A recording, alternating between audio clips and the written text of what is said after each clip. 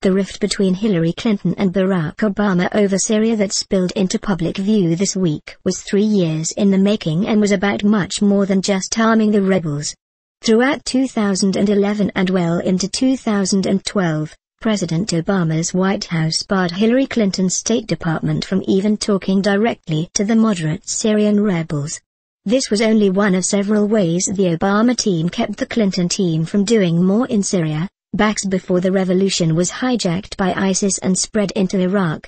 The policy feud has flared up again in recent weeks, with Clinton decrying Obama's Syria policy, Obama's inner circle hitting back, and the president himself calling criticism of his Syria moves horseshit.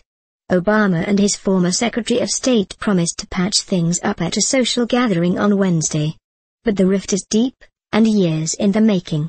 Clinton and her senior staff warned the White House multiple times before she left office that the Syrian civil war was getting worse, that working with the civilian opposition was not enough, and that the extremists were gaining ground. The United States needed to engage directly with the Free Syrian Army, they argued. The loose conglomeration of armed rebel groups was more moderate than the Islamic forces, and begging for help from the United States. According to several administration officials who were there, her State Department also warned the White House that Iraq could fall victim to the growing instability in Syria. It was all part of a State Department plea to the president to pursue a different policy.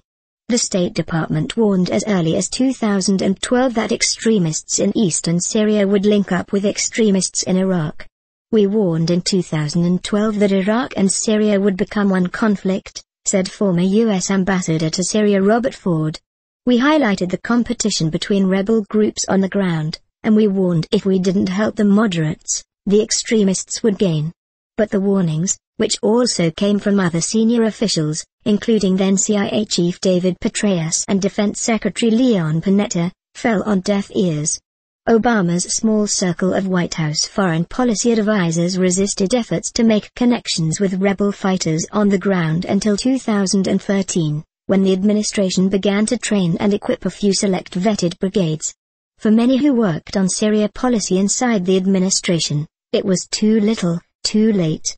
In the spring of 2012, the State Department prepared several classified reports for the White House that provided evidence that the Assad regime was much more durable than thought and was not on the verge of collapse, as both the White House and State Department had assessed up to that point.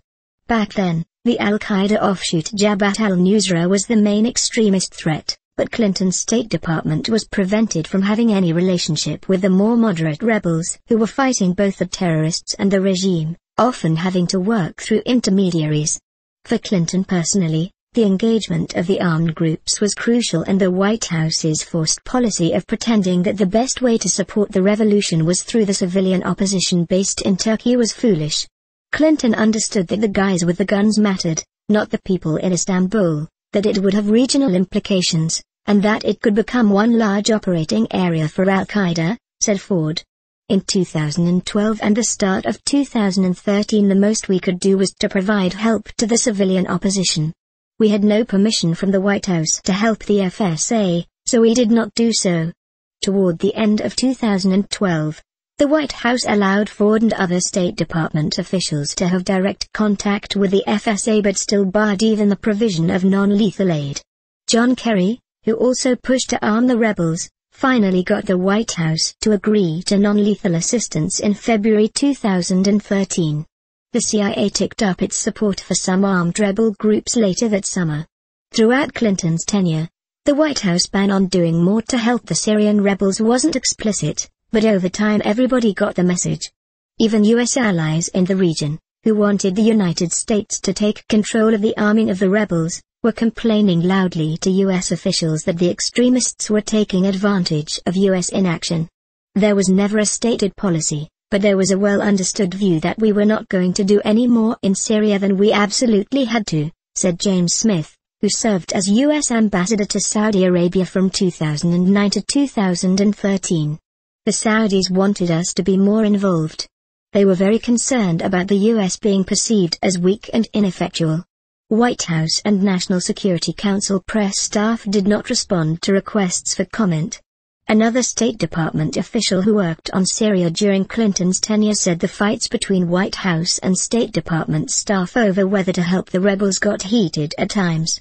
The State Department tried to alleviate Obama's concerns about helping the rebels. "It's too risky, the arms could get lost, it won't help," by working hard to figure out who the rebels were and how the United States could help them safely. The State Department tried to get the opposition to a place where if the president did decide to arm the rebels, it would be easier to do, the official said. But the institution of the State Department and the institution of the White House were not on the same page. The president didn't budge, and Hillary had no control over that.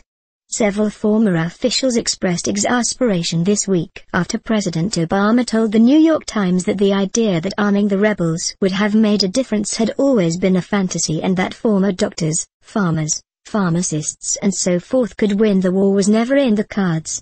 They say Obama's recent comments reveal that he was pursuing a policy that he didn't believe in, by eventually agreeing to let the CIA arm some rebels, but only a little. This year, the president is asking Congress for $500 million to train and equip the very rebels Obama thinks are hopeless. It wasn't a fantasy when the U.S. government started training and arming these doctors, farmers, and pharmacists, and led them to believe the U.S. was coming to help them, said another former administration official who worked on the Middle East. To them, the president's remark is a kick in the gut.